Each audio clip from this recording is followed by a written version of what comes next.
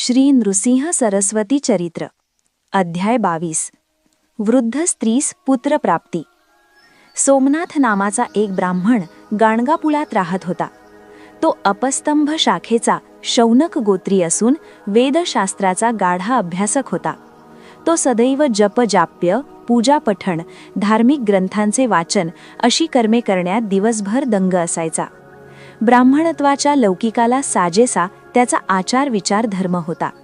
त्याची पत्नी गंगा ही सुद्धा धार्मिक असून पतिव्रता होती.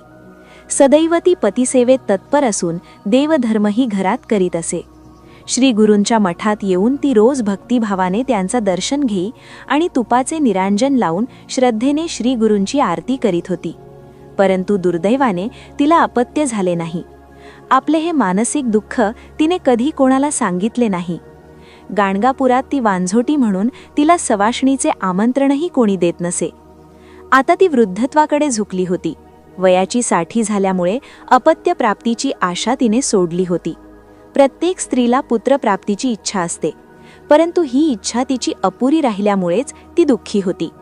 तरीसुद्धा ती संसारात संतुष्टपणे राहत होती. आपले काही पूर्वजन्मीचे भोग आहेत असे म्हणून ती आनंदाने पतिसेवा हेच आपले व्रत समजत होती आणि कोणालाही दोष न देता पतीबरोबर प्रेमाने समाधानाने संसार करीत होती.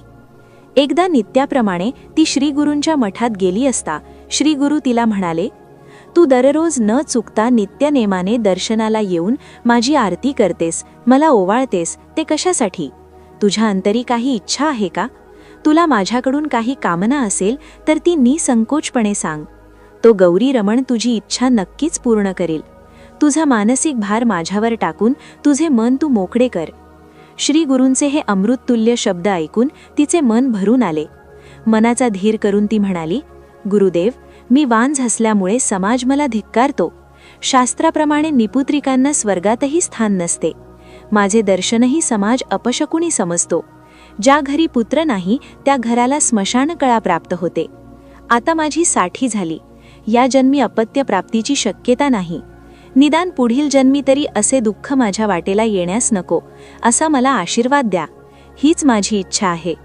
तिचे हे बोलणे ऐकून श्रीगुरू हसले आणि म्हणाले, पुढील जन्मी तू मानवाचा जन्म घेशील हे कशावरून? आपण पुढच्या जन्मीचा विचार न करणे हितावह आहे. तू दररोज येथे येऊन भक्तिभावाने पूजा आरती करतेस, त्याने मी संतुष्ट झालो आहे. तेव्हा तुला या जन्मीच मी आशीर्वाद देतो की तू या जन्मीच कन्या व पुत्र यांना जन्म देशील आणि तुझी इच्छा सफल होईल. श्री गुरूंचा हा आशीर्वाद ऐकून त्या गंगेला आश्चर्याचा धक्काच बसला. परंतु लगेच ती खिन्न होऊन म्हणाली, हे स्वामी, आता हे कसे शक्य आहे? मी आता 60 वर्षांची झाले. माझा विटाळही बंद झालेला आहे. आत्तापर्यंत संतानप्राप्तीसाठी मी अनेक व्रतवैकल्य केली, अनेक तीर्थक्षेत्री जाऊन आले, अश्वत्थाची पूजा केली, प्रदक्षिणा घातल्या. आता मात्र मी थकले आहे. पुढील जन्मी तरी संतान व्हावे म्हणून मी अजूनही अश्वत्थ पूजा करते. हे गुरुदेवा, मला अत्यंत सुखावणारा व आनंद देणारा हा तुमचा आशीर्वाद आहे. तुमच्या मुखातून निघालेला हा आशीर्वाद कसा काय खरा होणार? तुमचे बोल म्हणजे जणू ब्रह्मवाक्यच. ते असत्य असणार नाही याबद्दल माझी खात्री आहे. निसर्ग नियम बदलण्याची तुमची ताकद आहे, परंतु हे सर्व माझ्या शरीराला पेलवणारे असावे अशी तुम्हाला माझी विनंती आहे.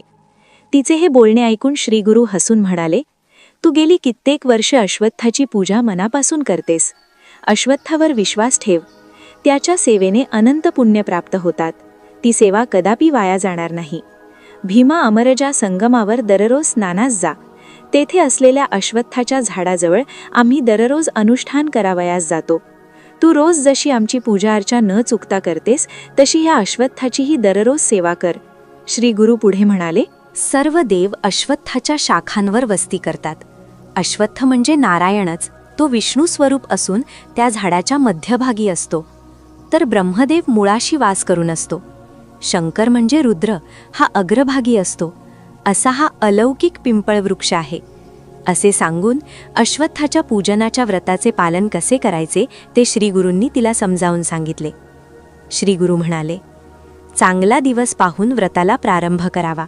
रविवार, मंगळवार व शुक्रवार या दिवशी अश्वत्थाला स्पर्श करू नये. तसेच वाईट तिथी, व्यतिपात, वैधृती व दिवे लागणीनंतर या वृक्षाला स्पर्श करू नये. पूजा करताना स्नान करून सफेद कपडे घालून त्या वृक्षाजवळ जाऊन पाटावर बसावे. गंगा आणि यमुना म्हणून 2 कलश घेऊन त्यांची प्रथम पूजा करावी.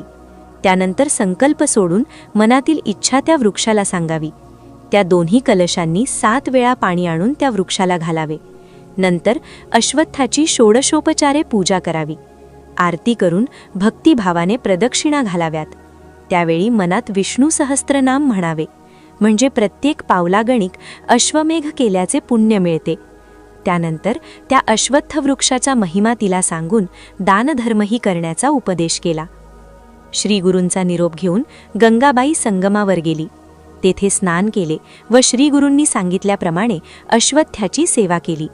अशा प्रकारे 3 दिवस तिने त्या वृक्षाची पूजा अर्चा केली.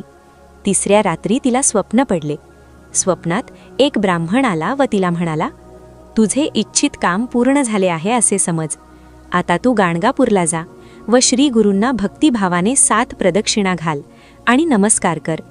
श्रीगुरू जो प्रसाद तुला देतील तो तिथल्या तिथेच भक्षण कर. सकाळी गंगा जागी झाली. मनोमन विचार करू लागली, अश्वत्थ वृक्षाला कल्पवृक्ष म्हणतात. मला माझ्या सेवेचे फळ नक्कीच मिळणार आहे.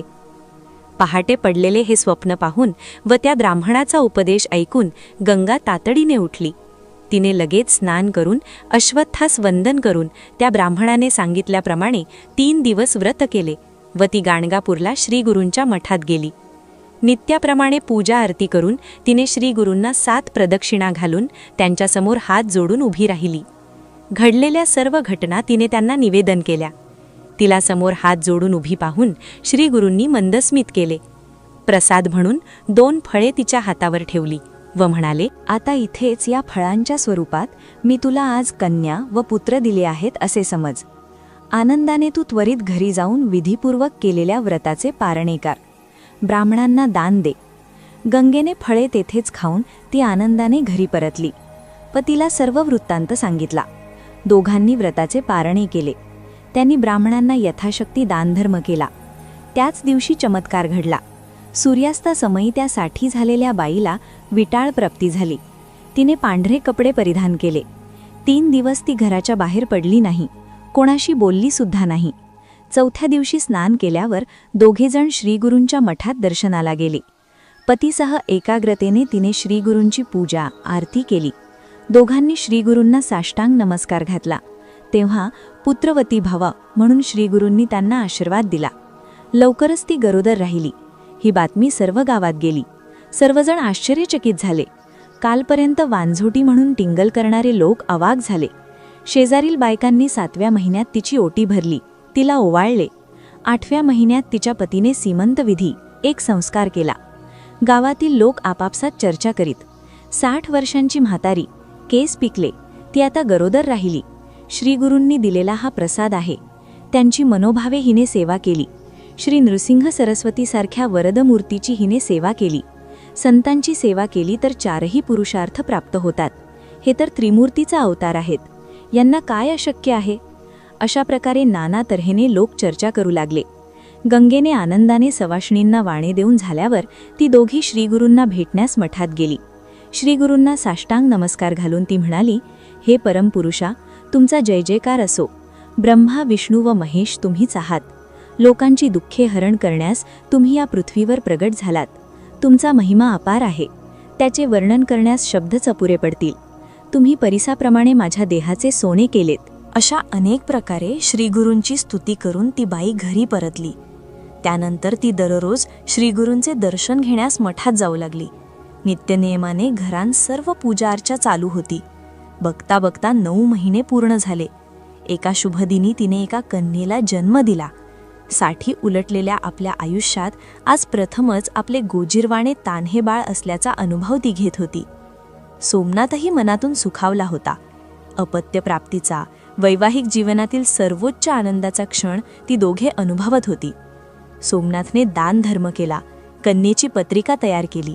गुरुजींनी भविष्य वर्तविले की कन्या मनाने शुद्ध व निर्मळ असेल. ही अष्टपुत्रा सौभाग्यवती होईल.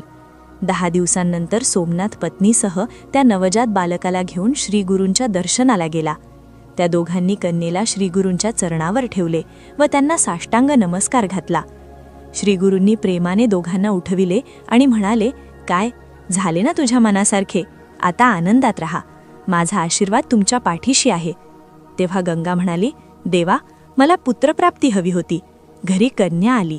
आता मला पुत्र होईल हा तुमचा शब्द कधी खरा होणार? तेव्हा श्रीगुरू म्हणाले, धीर सोडू नकोस. तुला पुत्र व कन्या होईल हा माझा शब्द सत्यात उतरेल. लवकरच तुला पुत्रप्राप्ती होईल. असे म्हणून श्रीगुरूंनी कन्येस मांडीवर घेतले व म्हणाले, हिचे नाव सरस्वती ठेव. त्या मठातील सर्व लोकांकडे पाहत श्रीगुरू म्हणाले, ह्या कन्येचे लक्षण उत्तम आहे. ही शतायुषी होईल. इतकेच कशाला, ही अष्टपुत्रा सौभाग्यवती राहील. हिचा पती महाज्ञानी, 4 वेद जाणणारा असेल. याच्या घरी ऐश्वर्य नांदून तो प्रख्यात पुरुष होईल. ही पतिव्रता, पुण्यशील व धर्मरत असेल. हिची ख्याती एवढी पसरेल की सारी जनता हिला वंदन करण्यास घरी येईल.